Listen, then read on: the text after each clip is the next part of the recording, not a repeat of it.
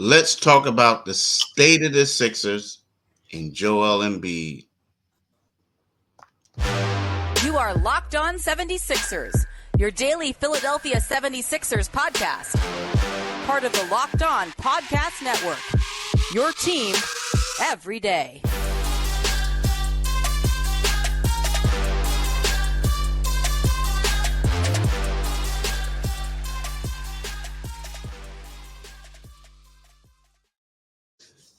Thanks for making Locked On 76ers your first listen every day. We are free and available wherever you get your podcast and on YouTube.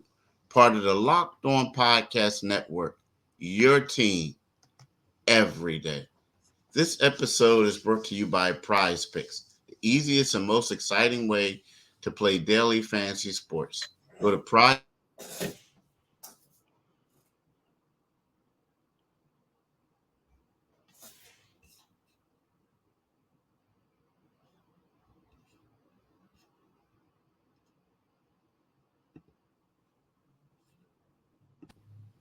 Hello, I am Keith Pompey along with my partner John Mitchell.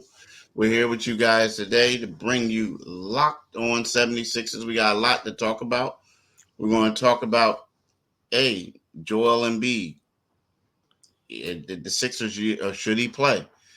Should he continue to play? He's been injured. We'll talk about the 76ers' recent last two games. Look like they've been a little lucky, y'all. I hate to say it. They don't look as sharp as they did a while ago. And then thirdly, I want to talk to y'all about De'Anthony Melton. My man has been balling lately. So, Mitch, well, first of all, let's talk about the state of the Sixers before we talk about him. So the Sixers, they got off to a nice little run. I think they were 9-1, 8-1 9-1 in the beginning. I think Kelly Oubre goes down. Nico Batum goes visit, his family for family matters situation, personal reasons. And then all of a sudden they just start looking consistent.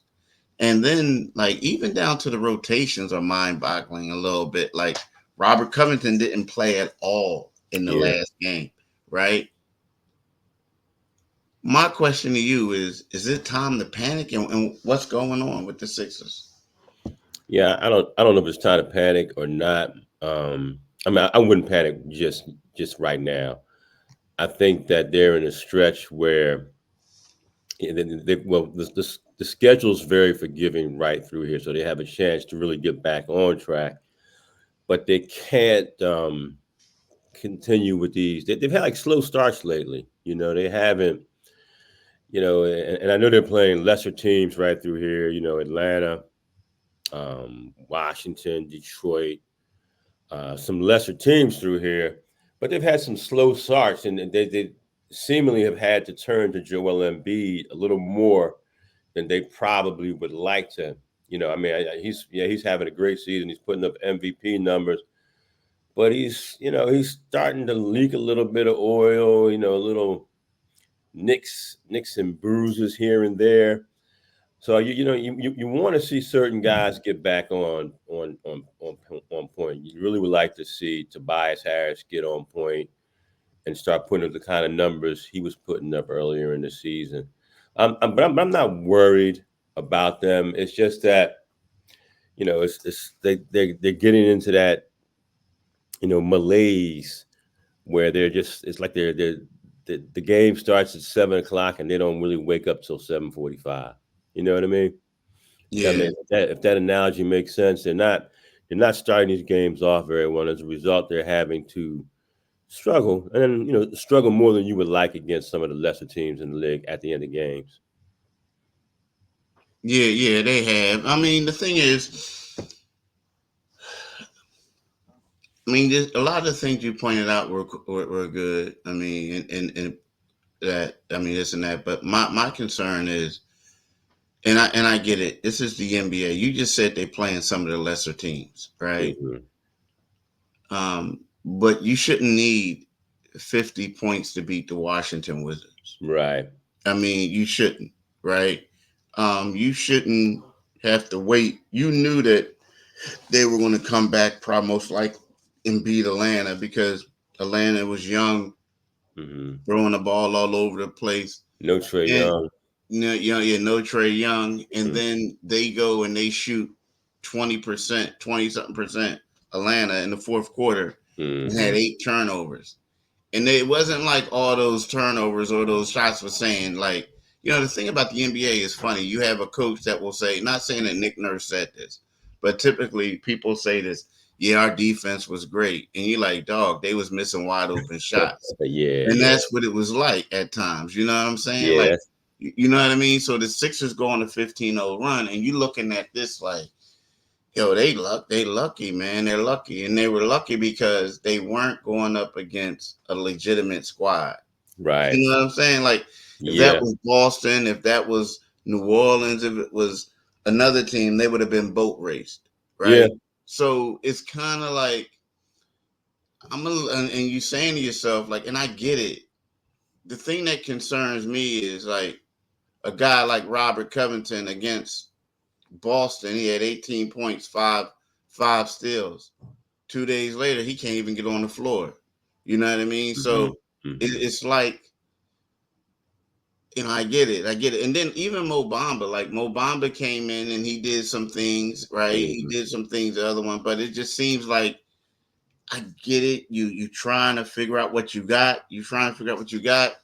But I don't know. Is like the stuff that I'm seeing isn't like making me think like this team can win a championship right about now. It looks like a squad that regressed overall. Oh, you think so in the last few days and in the last few weeks or so? I mean, Tobias, what are we Yeah. seeing from Tobias, right? Yeah. I don't, we haven't seen like D House, we haven't seen Jaden Springer play.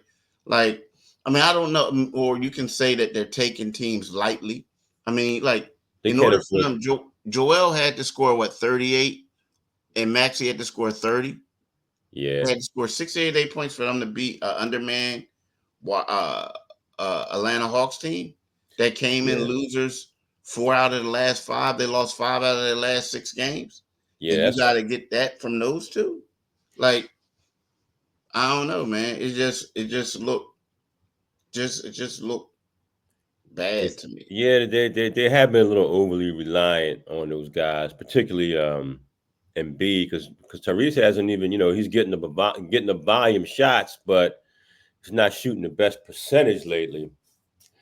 I think and I think they'll shake out of it, Keith. I think there is some of that, we're taking we might be smelling ourselves a little bit. We got to a nice start, propelled ourselves nicely into the conference race. But yeah, they have struggled against some of the better teams. Now, granted, they did play some of those games without Joel, but that kind of goes to your point. Are they Are they going to be too Joel Embiid reliant? Or more reliant on Joel Embiid than they had to. And one thing you don't want to do is for them to overtax him and then get to April, May, and June, or April and May, and not know if he's going to play because he's being overtaxed during the regular season, because we know how he gets, with with his workload. It takes its toll on him, and it always seems to register on that body come springtime. True. It does. Yeah, and that's the thing. Like, he doesn't want to be known at the end of the day. Which is great. But at the end of the day, he doesn't want to be known as a regular season warrior. Like, like the champions produce in the postseason. Now, it's great. You can get all your accolades and all this stuff. And again, if you deserve it, you deserve it. But at the same time, it's all about what we're going to do in the playoffs, right? Yeah. And as last I checked, this team hasn't been out of this second round since 2001. It's a long So time. you know what I mean? And the problem about the NBA is, like, you can, for the most part, you can pick and choose, and you can say, okay, they're going to win the first round. Because, like, let's face it, that's probably why they got to play in. The teams that typically number 7, number 8, like, it's hard for them to advance. So if you got, and even sometimes number 6, like the 4 or 5 one is the one that you really pay attention to. Outside of that, it's is, for the most part, is chalk. Like, you know who's going to get it, and that's Yeah. the problem that they've have had in the past. Is like they can win the first one, but Yeah. then when it comes down to adjustments, guys stepping up in the second, they can't get it done. And that's kind of where they are. You know, they're going to be judged by what they do in the postseason. I mean, you know, you hate to say it, but the regular season is the NBA is pretty predictable. You know who the best team is going to be in the conference, and the Sixers look like clearly a playoff team in the conference. But again, it does. It goes back to 2001. You know, can you get beyond the second round for the first time in what's becoming almost a generation now? You know. Mm-hmm. You're right. Let's talk about Prize Picks. Prize Pick is the largest daily fantasy sports platform in North America. We are the easiest and most exciting way to play daily fantasy sports. It's just you against the numbers. Instead of battling thousands of other players, including pros and sharks, you pick more than or less than 2 to 6 player stat projections and watch the winnings roll in, right? With the basketball season here, you can now pick combo projections across football and basketball from the Specials League, a league created specifically for combo projections that include 2 or more players from different sports leagues. For example, LeBron James plus uh, Travis Kelce at a 10.5 combo, of 3 pointers made in receptions, right? Uh, you want to play along some of PrizePicks' favorite players like rapper Meek Mill and comedian Andrew Schultz? You can now find community sports play under the promos tab of the app to view entries from some of the biggest names in PrizePicks projections. So do it today, folks. I'm telling you, do it today. But what you do is you go to prizepicks.com/locked on and use the code locked on NBA for a first deposit matchup to $100. So here's the thing, Mitch. The Sixers to me got a little dilemma. Now we is it? I don't even know if it's a dilemma. Like, if we're going to be real, we talk about Joel Embiid. You want him for the playoffs. You want him to be healthy for the playoffs. Mm-hmm. Joel Embiid took a tough fall on Friday. He stayed in the game. He was limping. He was grimacing in pain. Yeah. And then the word was like, just shut him down. Just shut Mm-hmm. him down. Like, at that point, just shut him down.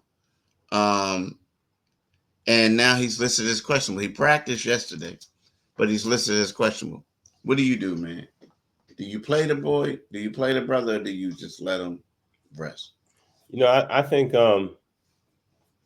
I think it's a game.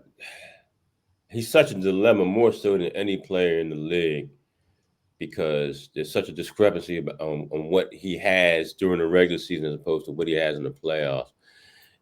Right here, you got Washington, and Washington, you actually needed him to go for a 50-point performance. He's averaging like 49.5 against Washington this season in the 2 games. So I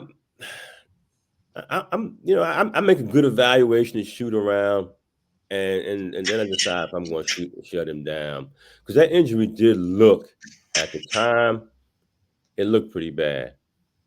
It looked like it might lead to one of those extended stays, as an injured player. So, it's that balancing. The Sixers have to balance him. If he's not, I'd shut. For tonight against Washington, I'd shut him down. If he shows up and he's not feeling well, like, hey, you know what? Let's not exacerbate the situation. Let's and hey, and then let's see Tobias step up. One thing about with him, Joel Embiid, there are significantly more opportunities for guys who haven't necessarily been playing very well lately. And again, it makes you very small again, as we saw against the Pelicans, and we saw against the Timberwolves. They become very small without him in that lineup. But it's early enough. I mean, at the end of the day, you want him healthy at the end of the season. You got to take every precaution and make sure he's going to be available to you. That's just the nature of the league now.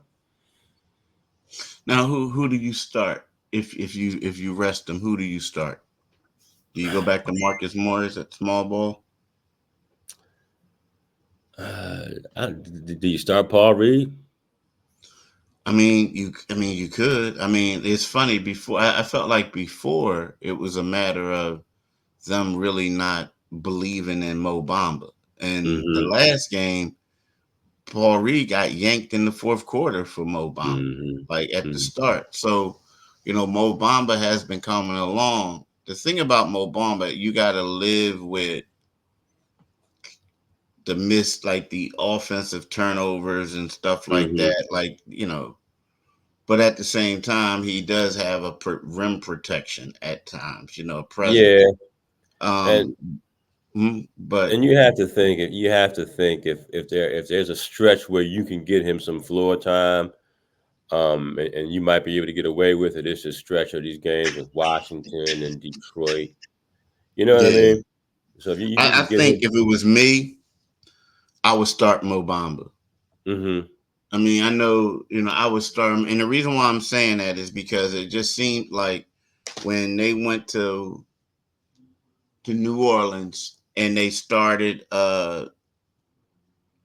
Marcus Morris and they realized that stuff wasn't working out, they brought in Mo Mm-hmm. Bamba quick, fast, in a hurry, right? Right, So I think that right, I would at least try him out just to see if he could give us something a little different.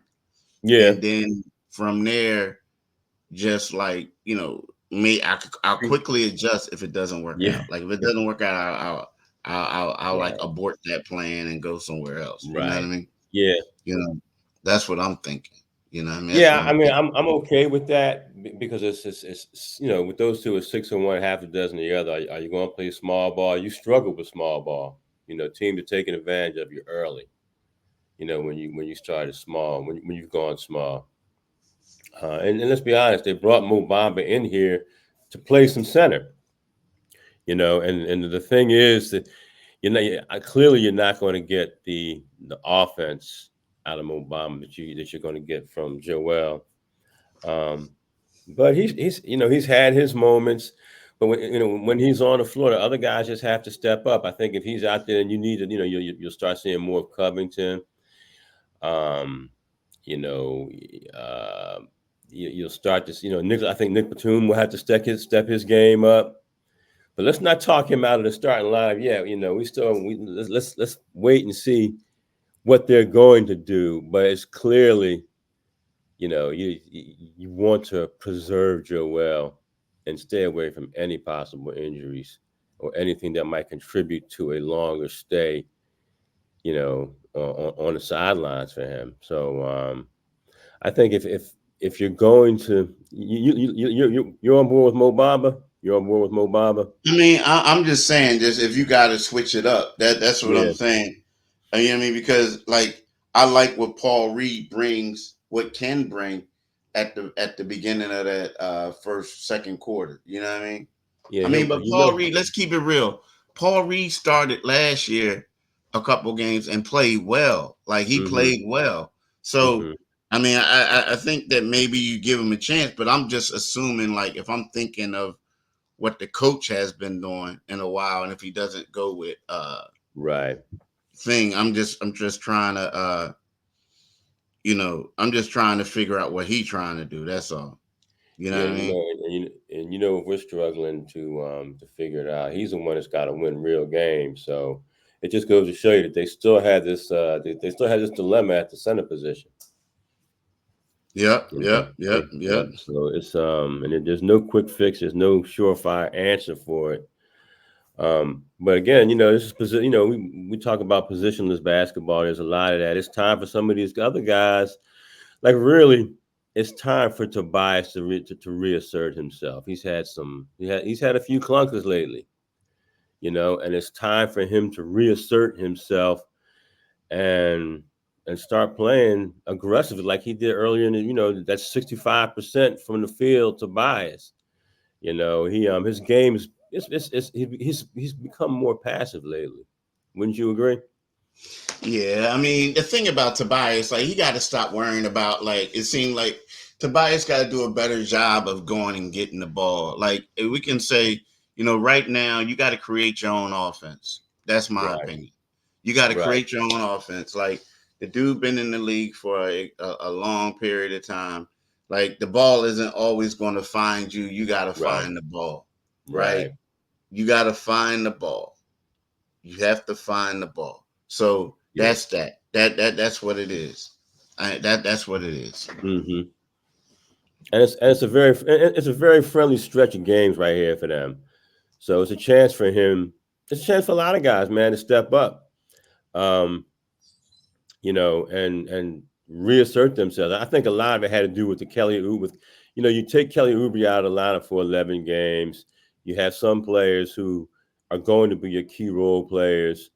Nick Batum was gone for personal reasons. Again,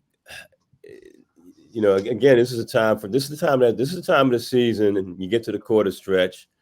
He hasn't figured. He's obviously doesn't have a rotation locked in, but I think he knows who he wants to use mostly. I think he has more to choose from than Doc Rivers had last season.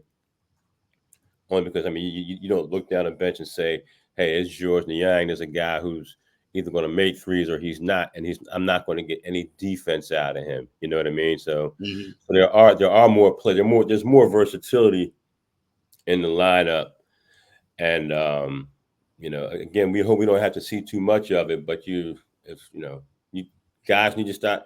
MB wants to win the MVP. That's a goal of his. But you need to see other guys stepping up and making contributions, so he doesn't have to be, the early season workhorse. That's the whole plan. He's going to get his numbers for you. But they got to do a better job of getting more people involved too. I mean, Tobias got to do a better job of doing that. But it seemed like from the gate, Joel trying to get his. You know what I mean?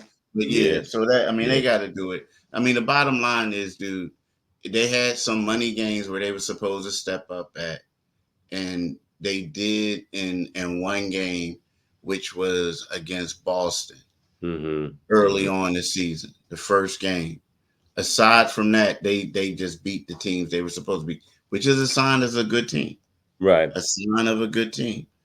But recently they just been struggling. So, I mean, in my opinion, but we're about to talk about De'Anthony Melton when we get back, a guy who hasn't been struggling as of late, who's been a guy who's actually been picking them up. But I want to talk to y'all about FanDuel for a second, then we'll get into D-Melt. As the weather gets colder, the NFL offers Stay Hot on FanDuel. Right now, new customers get $150 in bonus bets with any winning $5 money line bet. That's $150 if your team wins. If you've been thinking about joining FanDuel, there's no better time to get in on the action. The app is so easy to use. There's a wide range of betting options, including spreads, player props, and more.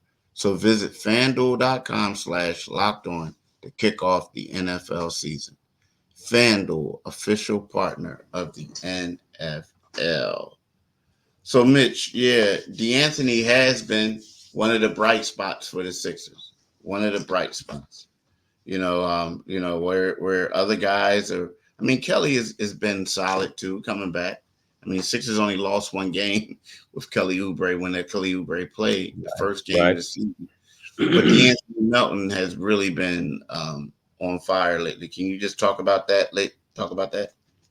Yeah, you look at the Atlanta game, and he showed us, his value, being on the floor during that 15-0 run as a defensive player. But last year he averaged 10.1 points per game. This year he's averaging 13.2, and he got off to somewhat of a slow start. And people were saying, hey, what's De'Anthony Melton going to do? His shooting wasn't falling for him, and through the first 7 games he only averaged 7.6 points and was making 32% of his 3-pointers. Now over the last 13 games he stepped that up.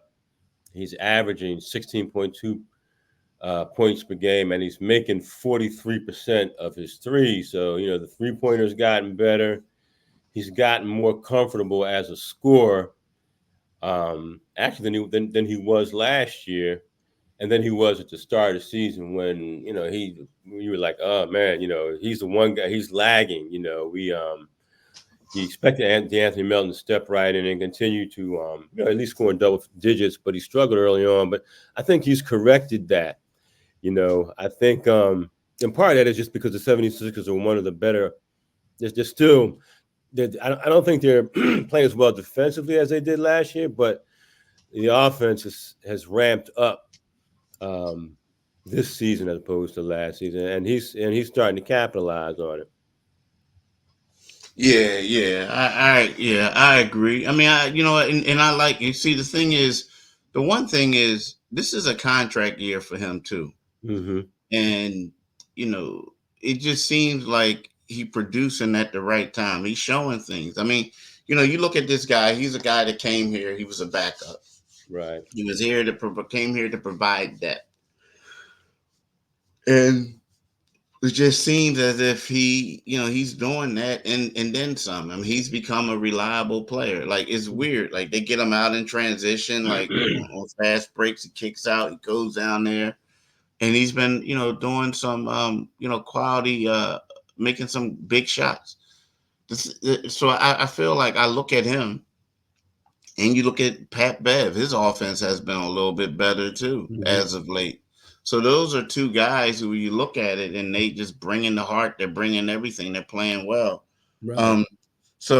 But again, everybody, I do expect like guys like Tobias to get theirs back. He just Mm-hmm. has to, like I said, you got to go get the ball. Like, you can't sit Right. around and wait and saying, okay, we're going to do this, we're going to do that. Nah, you got to go out there and you got to get it. And Melton, that's what happened. Think about it. When Melton gets that ball, what happens? He turns and shoots, Yeah. right? And he He turns attacked. and shoots. And the thing is, when you make it, nobody's going to say bad shot, because the coach Right. said Right. this is equal opportunity. The thing is, you just can't always sit back and wait for somebody to run a play for you. You Right. just got to go out there and get it. You got to get Yeah. it. And You that's got to be under control. You know what I and that's mean? what he's So been doing. yeah, that's what he's That's what doing. he's been doing lately. He's he, like you said, he's in a contract year. He knows what's at stake.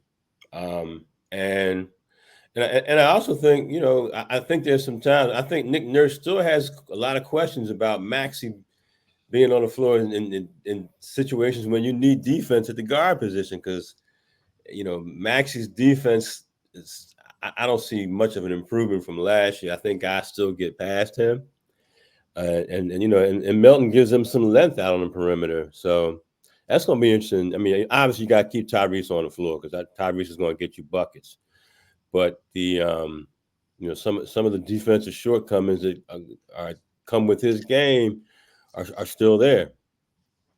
Yeah. They are. I mean, my thing is, they just gotta. I think tonight is going to be one of those games where we look at it, and there's a lot of interest in this one, intrigue, just because Mm-hmm. A, you want to figure out what's going to happen with Embiid. Right. B, you want to see firstly, you want to see how they come out and play. Yeah. And C, you want to see who's playing. That's the Yeah. thing. Like, who is the coach going to turn to tonight? So there's Yeah. a lot going on right now. And then, like, I hate to say it, but they got a back to back at the end of the week, a Friday, Saturday. Who is it? It's I believe it's Detroit and Charlotte. I do not expect Joel Embiid to play in both of those games. I Nah. just don't. Nah. I don't. So, and the scary thing about it is, like, they're 0-3 without Embiid. So Yeah. they need to win without him. And if not, like, who's to say they go down there and suffer a bad loss somewhere? You know what I mean? Yeah. Yeah. So that's how it is. That's how it is. I mean, it's not a slam dunk for them to say they're going to win these games. It's just Right. not. Right. But look, we want to thank y'all for listening today. You can get this podcast free and available wherever you get your podcasts at, right? Or you can also go to our YouTube channel, Locked On 76ers YouTube. But make sure you click on the Liberty Bell to become a new subscriber, right? And get notifications. right? But, enjoy the game tonight. Also, what we want y'all to do is we want y'all to have a great week. Make sure that this is a blessed week. So, look, speaking for John and speaking for me, we want to thank y'all and say goodbye. Peace. Have a good one, y'all.